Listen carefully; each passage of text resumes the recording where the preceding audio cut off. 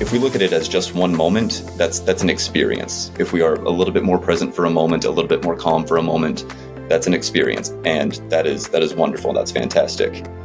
But then if we extrapolate that over 100 moments, 1,000 moments, what does that do to a relationship if we're a little bit more calm with our family members, a little bit more patient, a little bit more compassionate or empathetic with the people that are closest to us, that we work with?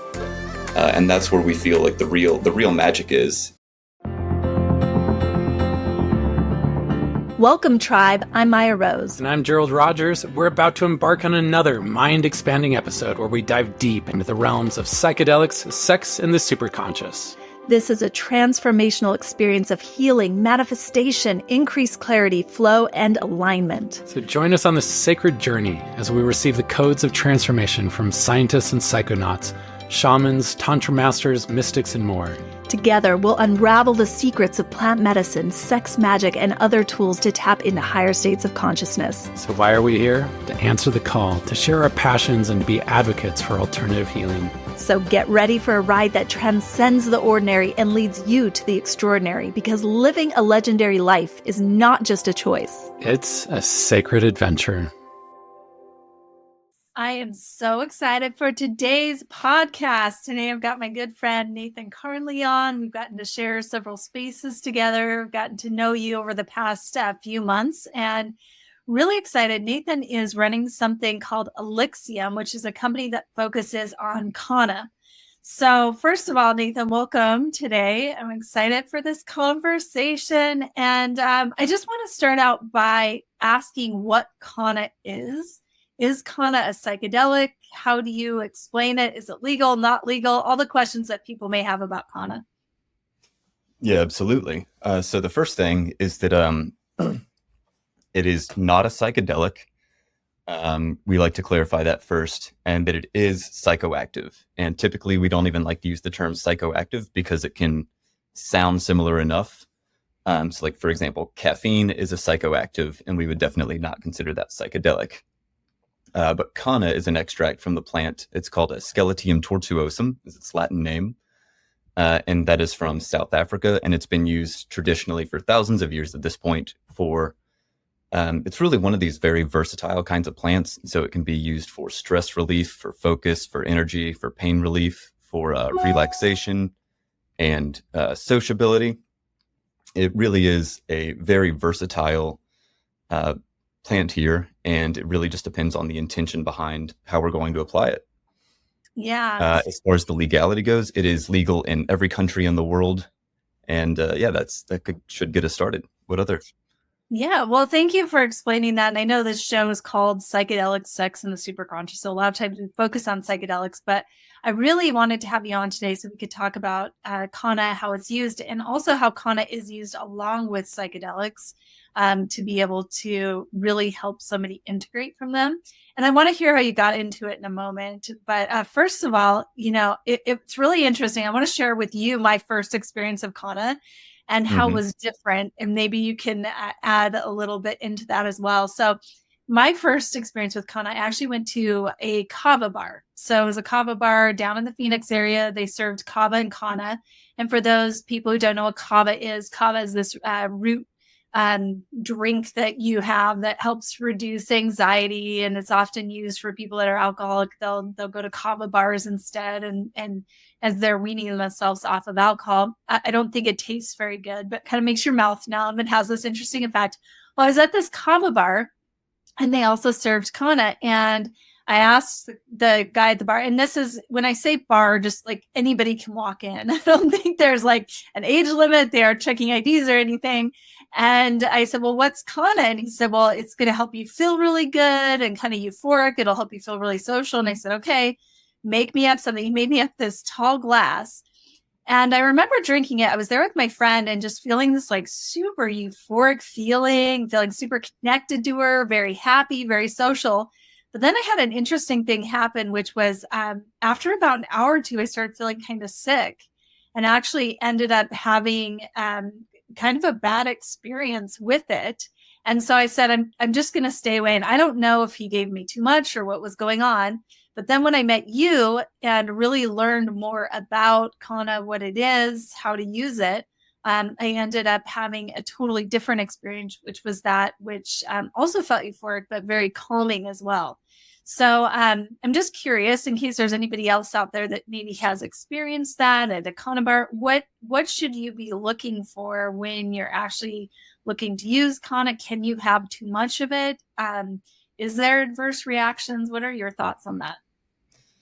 Yeah. So from what we've seen as far as adverse reactions, Kana has been demonstrated to be very safe over the past few decades. I have actively looked for, cases of hospitalizations, real injuries. That is something I've never been able to find of somebody being seriously injured by Kana. However, what you just touched on is that it is definitely possible to have uncomfortable experiences. And the most common side effects that we see are nausea and headaches.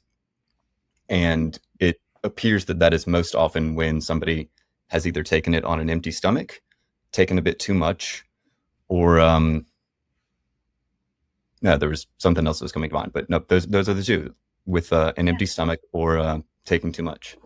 Yeah, well, thank you so much for clarifying that. I really love when I actually experienced your product of Kana, it was in a packet. So I knew that there was an exact right dosage. There were some really clear instructions with it. And I actually had a great experience with that. So I always like to let people know how to properly use things. So really being aware of how much I think is important. So, okay, let's talk about how you got into this and why you loved it so much that you actually are creating a whole company around it. What was it that inspired you to focus your time and energy and resources into bringing this gift to the world? So this was a little bit of an interesting journey, because I had actually also been introduced to Kana over the past year or two. I'd seen it a little bit well before I was interested in working with it. And my experience was not necessarily uncomfortable, but it just seemed like a thing that I didn't have much of a reaction to at all. It was just a very neutral, like, okay, I don't think I'm experiencing anything with it. And at one time, I used to work with an organization that was doing events in like the personal development, subconscious repatterning, personal transformation kind of space, and doing those that were augmented with MDA. Can we talk about this stuff on here? I'm assuming like psychedelics, sex in the superconscious. Yes. This is Yes, we can. Yes, we cool. can. Okay. So we used to work with MDA, MDMA, and using those to really enhance that process of subconscious repatterning and laying down those new neural pathways, helping with emotional processing, all kinds of things. And I felt that those were remarkable tools in that realm. And for various reasons, some people may not feel as comfortable with those, whether that be a legality issue, whether that be social pressures, whether that just be the way their bodies respond to them. Not everybody is looking for that strong of an experience. Well, And also people that are on SSRIs or certain anxiety medication or antidepressants, I mean, it's not a good idea or recommended at all for them to use the MDMA or MDA. So yeah, I think there's lots of reasons why people wouldn't want to do that. Absolutely. Yeah. Thank you for speaking to that too. And as much as personally, I feel that those are wonderful tools, and they're not for everybody. And so with Kana, I actually got reintroduced to it, reconnecting with an old friend. We had gone, walking, we're just having a chat, and he mentioned, this mention of Kana came up, and it was like, okay, that's interesting, but I remember it, had no real interest in getting involved with it. And I'm assuming I had a dream or a little bit of a whisper from the universe, something. Because the next morning I woke up and the very first thought in my mind was this very poignant, like, I need to call this guy back and mention something about working with this. And it's like, okay, I'm going to follow this. And so at first it was this, like, I'm kind of following this nudge that I feel like I've gotten from the universe. And as I got deeper and deeper into studying about it and doing some research and then working with it again, I felt like I saw, okay, there's a lot of potential for this to be used. And I feel like it can fit into some areas where these substances that I'd worked with in the past, that they could complement each other, not to discredit either one, just to say that I feel that they both have a place. Yeah. So I love your story, and I love that you followed your intuition. You're like, I just need to call this guy back. And I'm really glad you did, because I think the work that you're doing through Elixium and what you're putting out with the Kana packets is really important. So I want to dive into my next question for you, which is, who is Kana for and when should they use it? Absolutely. This is one that, like we mentioned earlier, I feel like it is really such a versatile plant. There's a lot of answers to that question. Similar to, say, with any of the other psychedelics, right? Like, who are they for? There's a lot of reasons that we could use those. First thing I want to touch on is for who it's not for, from what we've seen. And I know you mentioned earlier the potential safety issues with things like MDA, MDMA, and the people using SSRIs. So one thing of note is that Kana is a natural SSRI. And so we wouldn't recommend combining that with, say, substances like MDA or MDMA, or, if you're on prescription antidepressants that have a similar effect. That being said, what we see many people using these substances for, Kana specifically, are things like stress relief, things like having an antidepressant effect, overall mood uplifting effect. And if we're going to be intentional about using it, I feel that it is a great way to access states of greater empathy, greater relaxation, greater presence on a day-to-day basis in a way that is much more sustainable over the long term, and actually better over the long term than using things like MDA, MDMA, whereas those are these wonderful peak state kind of experiences that can help us to access some very beautiful places. If we're looking for, like, hey, what are we doing in the interim? What are we doing in the 90 to 180 days in between those types of experiences that can help us access those kinds of states on a regular basis, in a sustainable way? And then the other kind of benefit alongside of that, I know in the past when we've been around each other in person, I've heard you talking about, we access those beautiful states in ceremony or in journey, and it helps us form these new neural pathways. And then one of the challenges we have is, how do we make sure we strengthen that new neural pathway that we've accessed? Because it is possible to fall back into old grooves and old ruts. And one way to help us more reliably access those new neural pathways is, we feel that Kana has a great place in helping people to do that. Hence how it can be so valuable in the integration kind of space. Yeah, so that's really fascinating. So what I'm hearing from you, and the time that I've experienced the Kana from Elixium was after a journey space, like the next day. So I definitely have used that to help, keep the neural pathways open. Maybe it's a great way to describe that.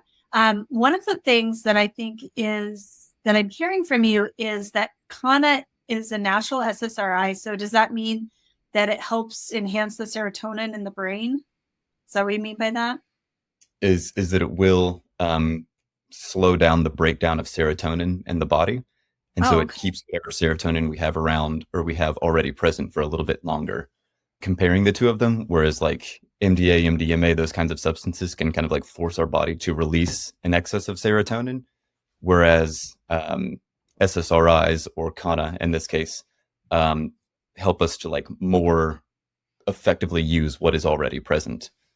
Another interesting thing about Kana that can also potentially contribute to the nausea for some people, is that it also functions, or has been shown to work as a PDE4 inhibitor.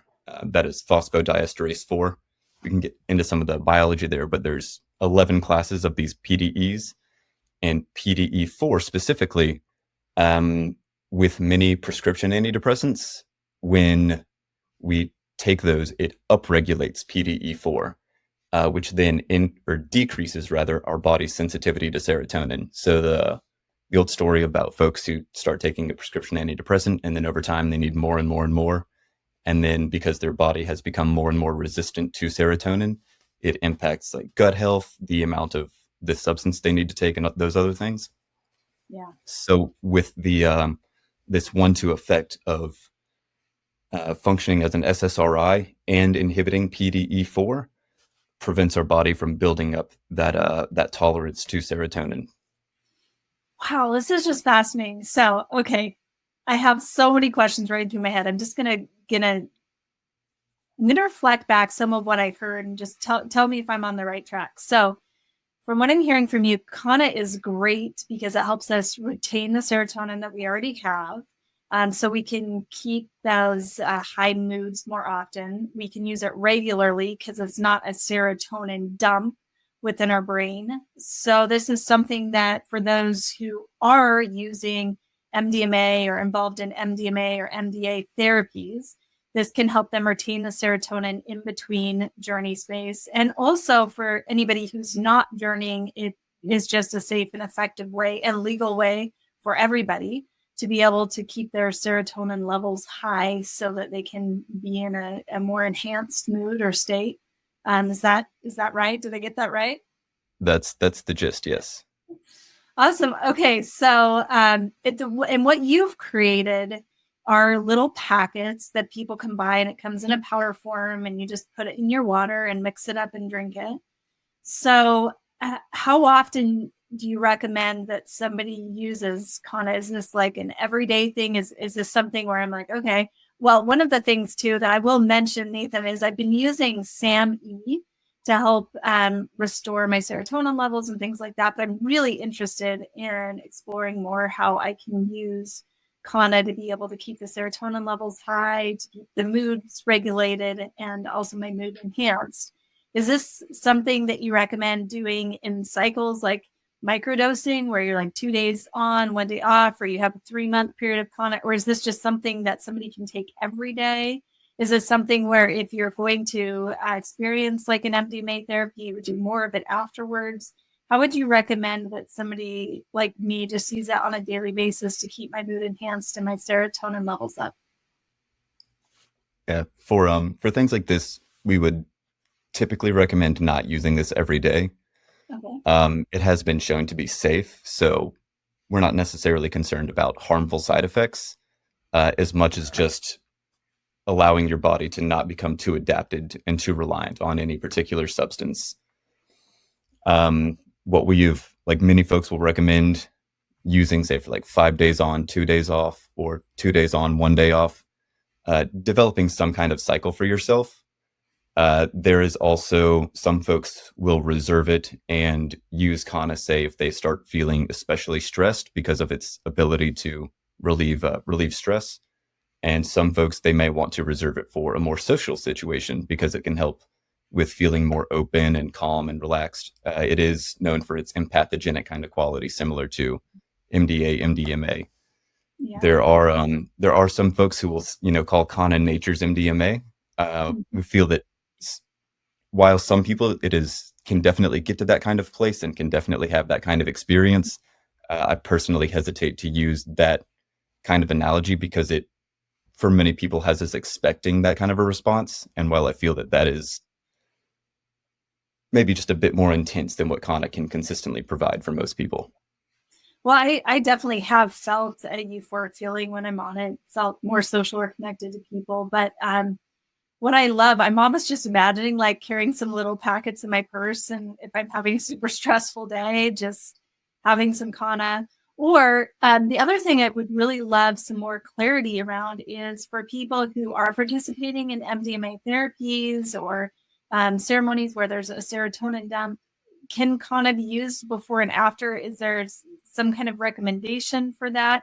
I know you said not to use it at the same time because they both impact the serotonin in the brain. But if somebody is, say, in MDMA therapy, how could they utilize Kana to help create those and keep those neural pathways strong? Should they use Kana before or after? What would you say about that?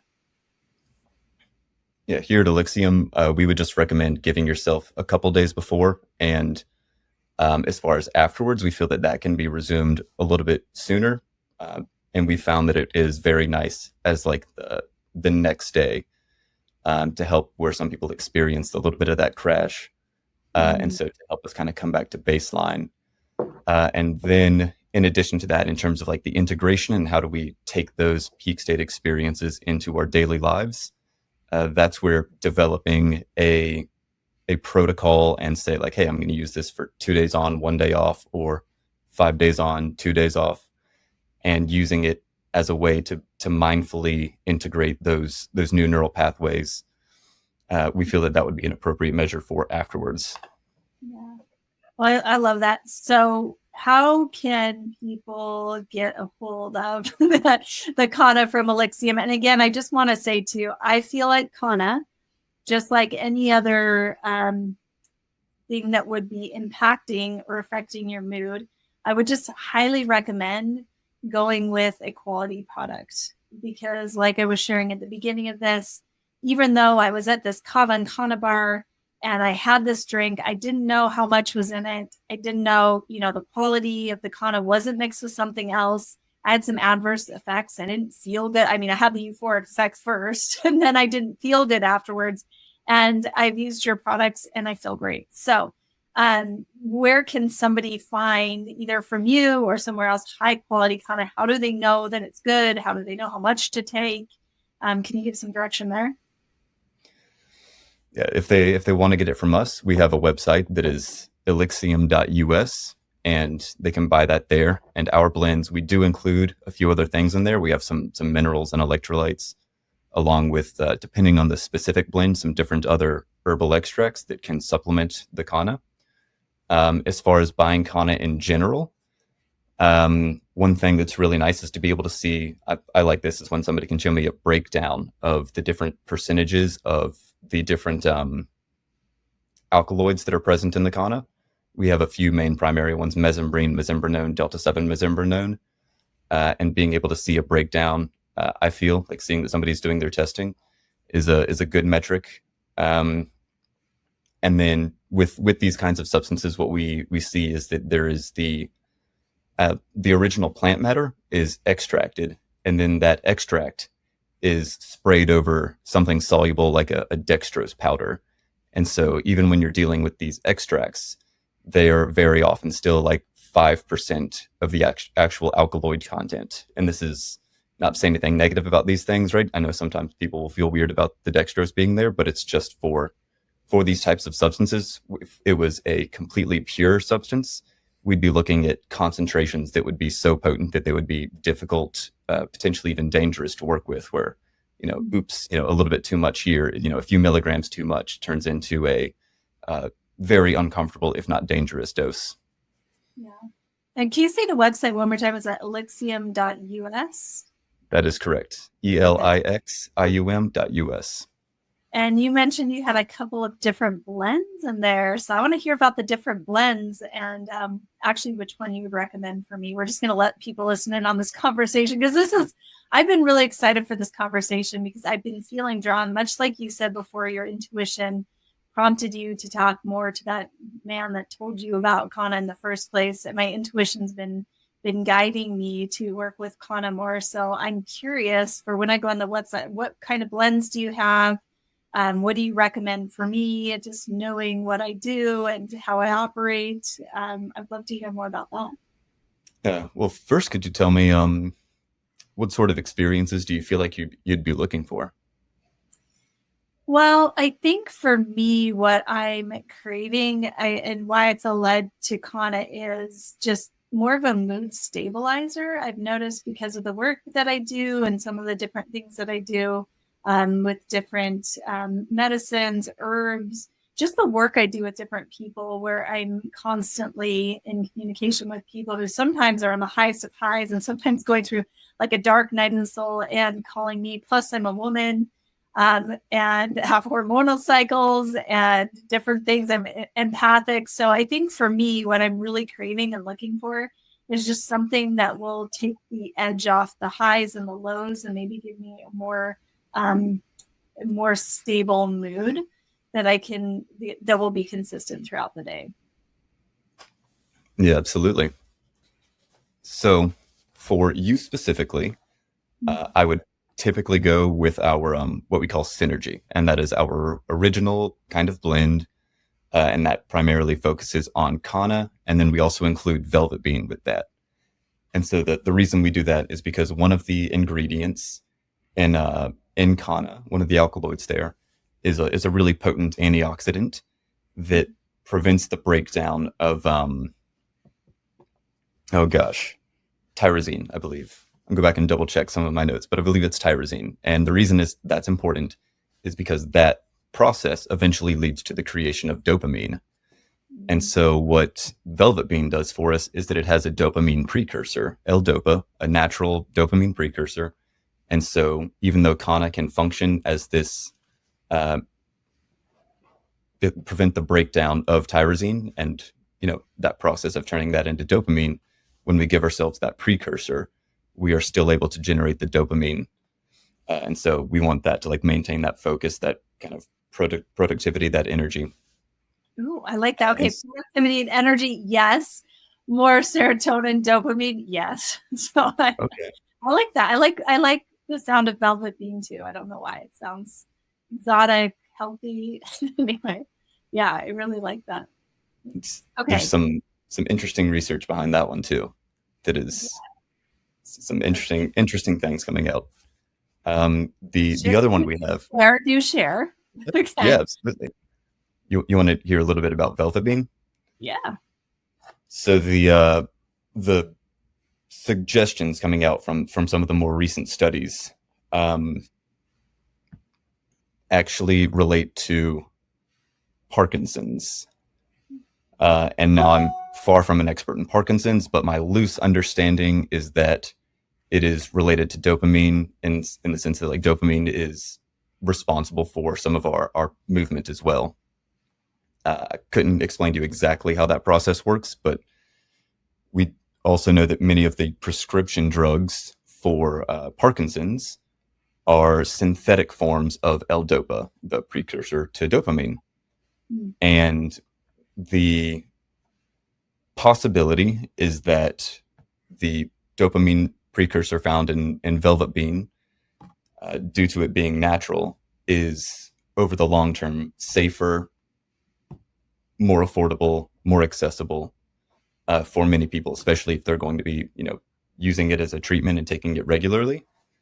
So that is one of the interesting things, is that it may be, I'll let people do their own digging into that, but maybe an alternative to medicines like that.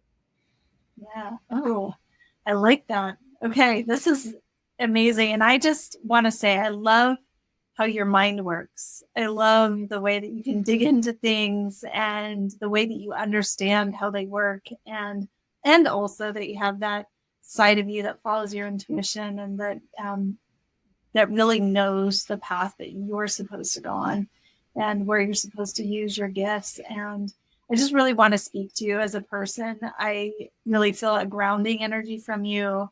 I feel this stable energy, and I really think that the work that you're doing with Kana and the research you're doing is helping people find the grounding and the stability also that they need in their lives. I don't know if I'm articulating that very well, but just the energy of who you are, and as you talk about what you're doing, I can feel that infused into each packet of Kana. So I'm really just thankful for the work that you're doing. I would love to hear if you have any success stories of people that you've worked with that have had success with Kana in their lives, and just if there's any that come to you, or maybe even one of your own success stories.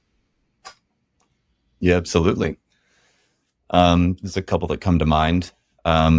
One of my favorites is actually the family of the guy that I work with, who work developing the recipes, and there's a team of two of us, and his two brothers are adults now, but are very much so autistic. They need very regular support, and it is unlikely that they'll ever be able to live fully on their own. And that for his parents can create a lot of stress, a lot of, they go to work all day, they come back and they're taking care of their children. And it's just a lot of pressure on them.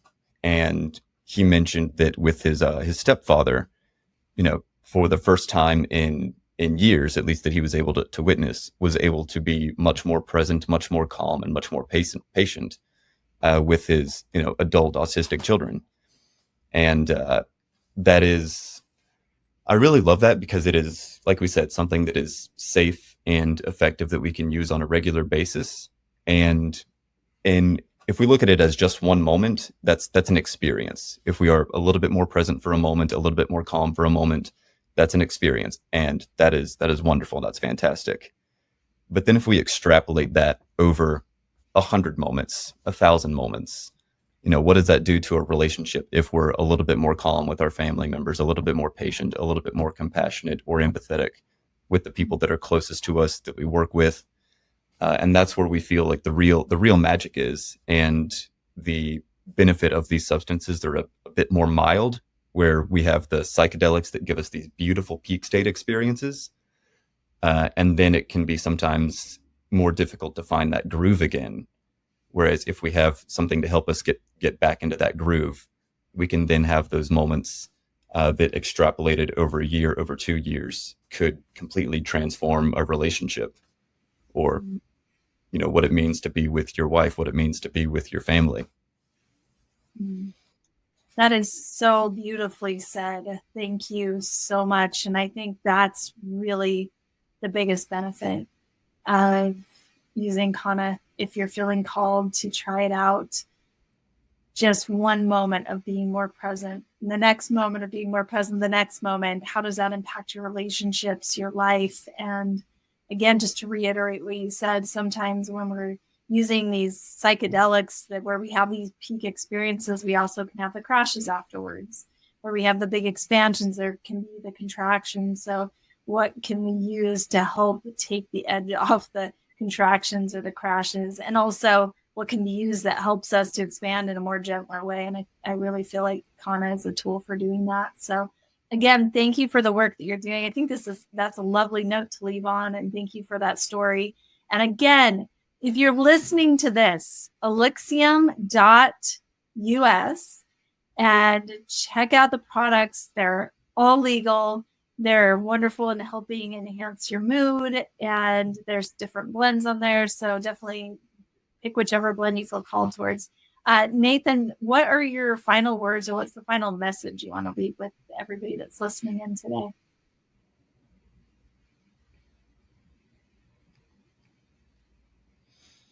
With Elixium, and the final note that I want to leave someone with would be the idea of agency and empowerment. And we want people to feel connected to a sense of personal, that sense of personal empowerment and personal agency when it comes to their life in general, their health, their mental well-being, and providing the combination of the education and the resources that maybe help people to be more aware of what they have at their disposal, to access, whether it be the internal states they need or the tools to impact their health. Not to say that we necessarily have all of those, but just the general awareness that if someone has been struggling with, whether that be their health or their mental well-being, whatever that may be, we just want people to feel empowered to take control of those things and realize that in one mechanism or another, the resources that allow them to have that kind of agency and sovereignty are out there. Beautiful message. Thank you so much. And what I like to remind people is the medicine is not the magic. You are the magic. And the medicine can help enhance sometimes the magic that's within you already, but you are the miracle. You are the magic. And thank you again so much, Nathan. This has been a pleasure. And I will see you all soon on our next podcast. Bye, everybody. Yeah. Thank you so much. And I also just want to say, thank you for your questions, your perception. That is one thing that I've really appreciated about you, is I feel like you have a really fantastic capacity to see people, A, as they are, and then B, also for what's possible for them, in a way that cuts through much of the smoke and mirrors, that not that people are necessarily presenting a fake version of themselves, but that you just have a very astute perception of people. Thank you so much. I received that. And I do see you. So thank you for the work that you're doing. Thanks so much.